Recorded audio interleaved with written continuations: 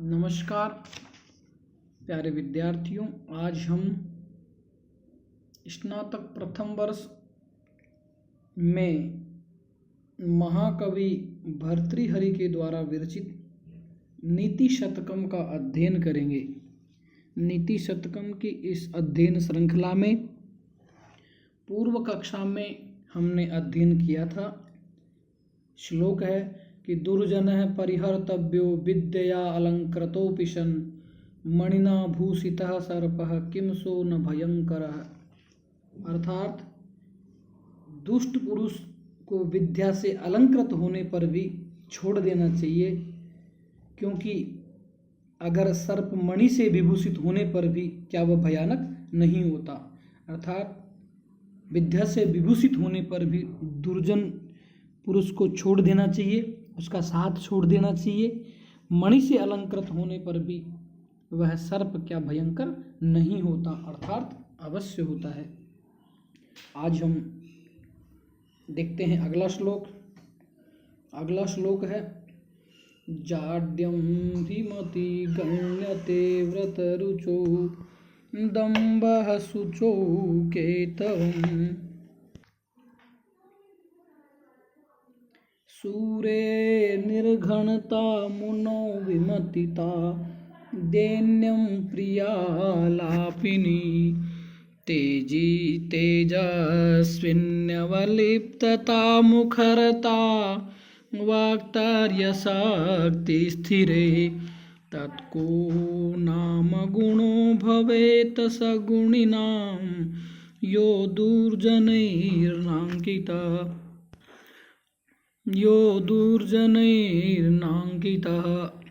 जाड्यं धीमति गण्यते व्रतरुचौ दम्भः शुचौ केतवं सूरे निर्घणता मुनो विमतिता दैन्यं प्रियालापिनी तेजस्विन्यवलिप्तता मुखरता वाक्तार्यशक्तिस्थिरे तत्को नाम गुणो भवेत् सगुणिनां यो दुर्जनैर्नाङ्कितः।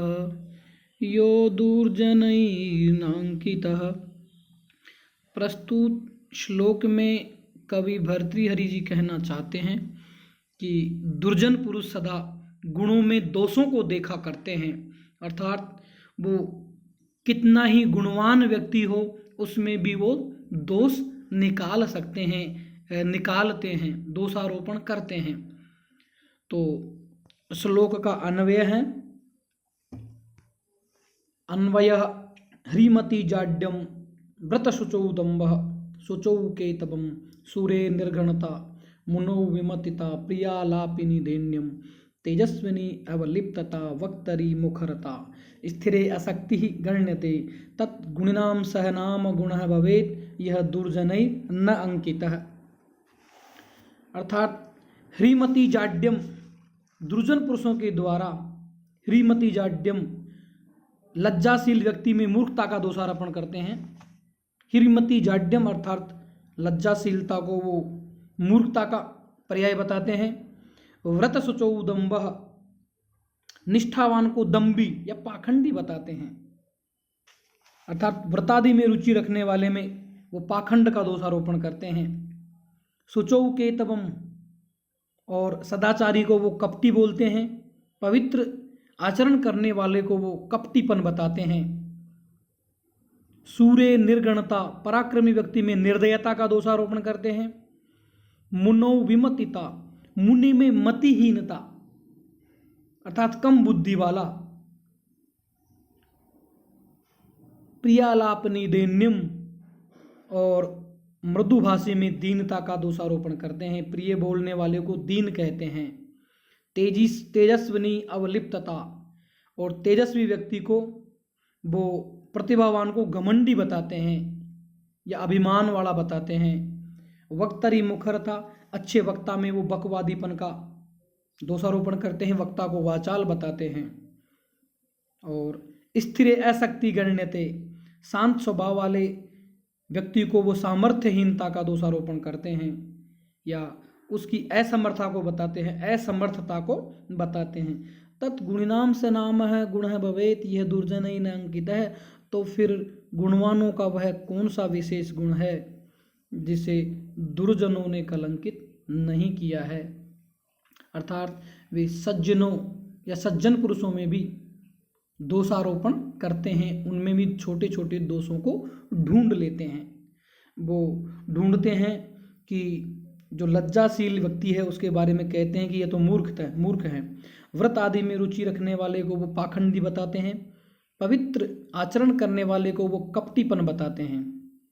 पराक्रमी व्यक्ति में निर्दयता, मुनि में मतिहीनता, मृदुभाषी में दीनता, तेजस्वी व्यक्ति में अभिमान, अच्छे वक्ता को वो वाचाल बताते हैं। शांत स्वभाव वाले में सामर्थ्यहीनता का दोषारोपण करते हैं। तो फिर गुणवानों का वह कौन सा विशेष गुण है जिसे दुर्जनों ने कलंकित नहीं किया है। अर्थात वो किसी को भी नहीं छोड़ते हैं। दुष्ट व्यक्ति सत्पुरुषों के गुणों में कोई न कोई दोष अवश्य ही निकालते रहते हैं। दुर्जनों का यह तो स्वभाव ही है, उन्हें गुणियों के गुण भी कलंक ही नजर आते हैं। गुणों में दोषारोपण करना मानो उनका स्वाभाविक कर्तव्य है। सज्जनों की किसी भी अच्छी बात को वो सहन नहीं करते हैं, कुछ न कुछ कमी निकाल ही लेते हैं। अर्थात दुर्जन अपने दुष्ट स्वभाव के कारण सज्जनों के सद्गुणों की भी निंदा करते हैं और उसके पवित्र आचरण को भी पाखंड बताते हैं। ईर्ष्या रखने से दुर्जन हर किसी पर दोषारोपण करते हैं।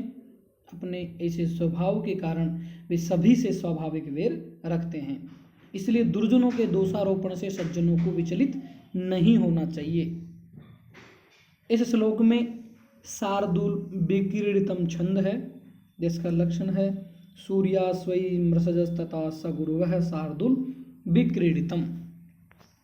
अगला श्लोक है लोभश्चेदगुणेन किं पिशुनता यद्यस्ति किं पातकै सत्यं चेतपसा च किं शुचिमनो यद्यस्ति तीर्थेन किं सौजन्यं यदि किं गुणैः सुमहिमा यद्यस्ति किं मण्डनैः सद्विद्या यदि किं धनैरपयसो यद्यस्ति किं मृत्युना यद्यस्ति किं मृत्युना।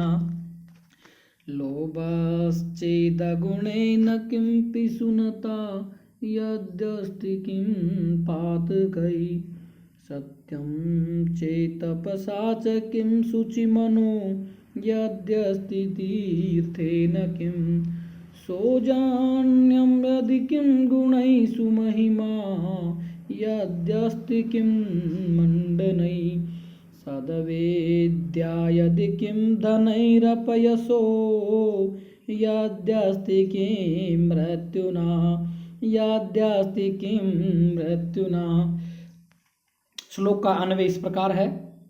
लोभ है चेत तर्हि अगुणेन किम यदि पिशुनता अस्ति तर्हि पातकै किम सत्यं चेत तपसा च किम यदि शुचिमनः अस्ति तर्हि तीर्थेन किम यदि सौजन्यं तर्हि गुणैः किम यदि सुमहिमा अस्ति तर्हि मण्डनैः किम यदि सद्विद्या तर्हि धनैः किम यदि अपयसः अस्ति तर्हि मृत्युना किम।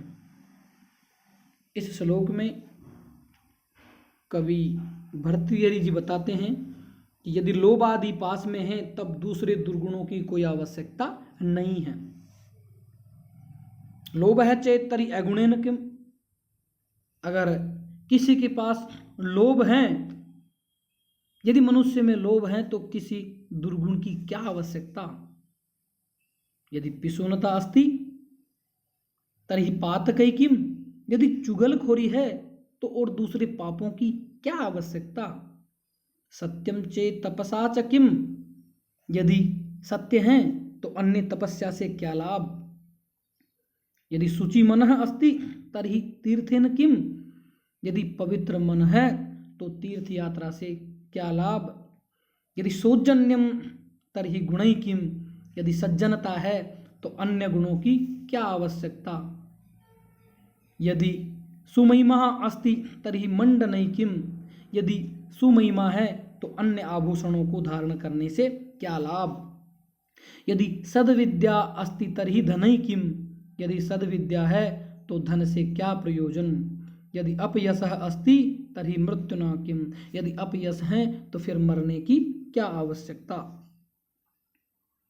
कवि का आशय है कि मनुष्य को सत्य, तप, पवित्र मन, सज्जनता, महिमा, सद्विद्या आदि सद्गुणों को हमेशा अर्जित करते रहना चाहिए। इन गुणों से उसका जीवन श्रेष्ठ बनता है। उसे लोभ, पिशुनता, अपयश आदि से हमेशा मुक्त रहना चाहिए। दुर्गुणों के कारण मनुष्यों का जीवन निंदनीय बन जाता है।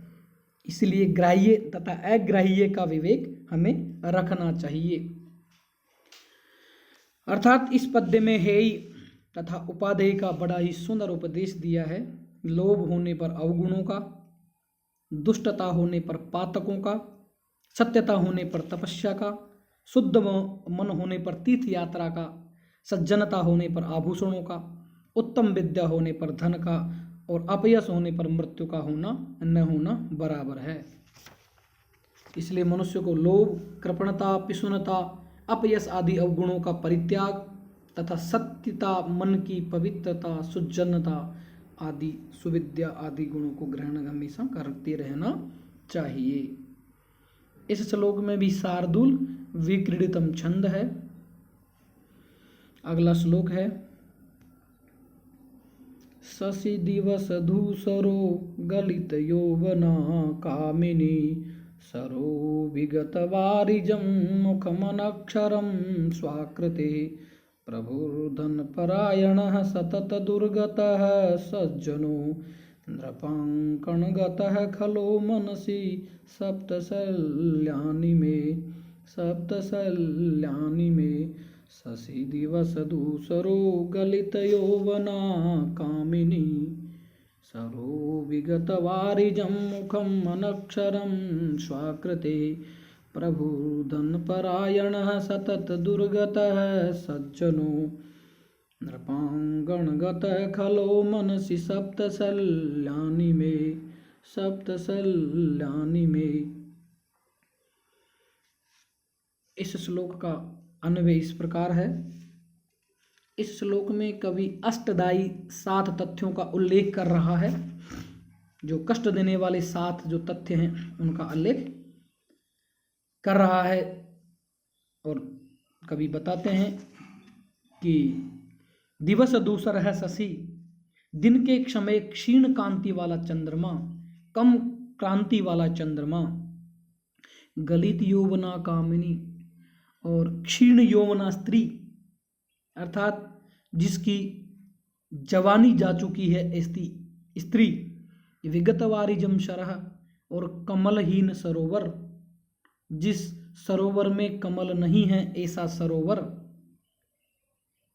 स्वाकृते अनक्षरम मुखम, सुंदर आकृति वाले पुरुष का विद्या विहीन मुख अर्थात जो पुरुष दिखने में सुंदर हो लेकिन विद्या उसके पास नहीं है ऐसा पुरुष, धन परायण है प्रभु, धन का लोभी स्वामी, सतत दुर्गत है सज्जन, सदा कष्ट में पड़ा हुआ सज्जन पुरुष, नृपांगणगतः खलः और राज्यसभा में आया हुआ दुष्ट पुरुष, सप्त में मनसी शल्यानि सन्ति, ये 7 मेरे मन में शल्य सदृश चुभते रहते हैं, ये कांटे की तरह हमेशा चुभते रहते हैं। कवि चंद्रमा, सुंदर नारी, सरोवर, रूपवान पुरुष, स्वामी सज्जन तथा राजा ये सब अत्यधिक युक्त हो जाएं तो यही मन को बहुत खटकने वाले होते हैं। चंद्रमा तभी तक प्रसन्नता देता है जब तक कि वह दिवस काल में मलिन नहीं पड़ता, और सुंदर स्त्री तब तक अच्छी लगती है जब तक उसका यौवन बना रहे। सरोवर भी कमलों से ही शोभा देते हैं। मनुष्य का मान भी विद्या से ही सुशोभित होता है। धनवान भी वही अच्छा है जो कंजूस न हो। सज्जन भी वही सुखी है, सज्जन वह जो सुखी हो और राजा भी वही जो कल्याणकारी हो सकता है, जिसके इर्द गिर्द दुर्जनों का भंडार नहीं हो। अर्थात रूपवान चंद्रमा, कामिनी, सरोवर और रूपवान व्यक्ति की शोभा क्रमशः तेज, यौवन, कमल और विद्या से होती है। इसके अभाव में ये देखने वाले को कष्ट प्रदान करते हैं। तो प्यारे विद्यार्थियों, इस क्लास में, इस कक्षा में आज बस इतना ही। धन्यवाद।